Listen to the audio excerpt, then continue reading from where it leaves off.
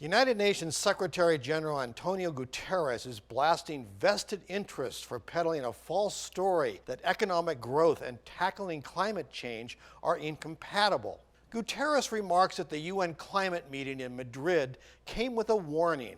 If countries and businesses fail to recognize the challenges of a warming planet, he said, they will create a surefire recipe for economic disaster. The climate meeting was taking place as President Donald Trump mocked teen climate activist Greta Thunberg on Twitter for having what he called an anger management problem. Thunberg was honored Wednesday as Time Magazine's Person of the Year for being the biggest voice on the biggest issue facing the planet.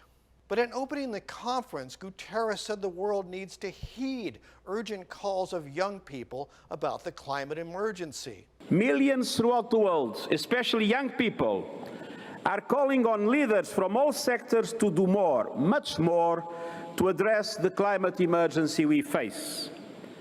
They know we need to get on the right path today, not tomorrow.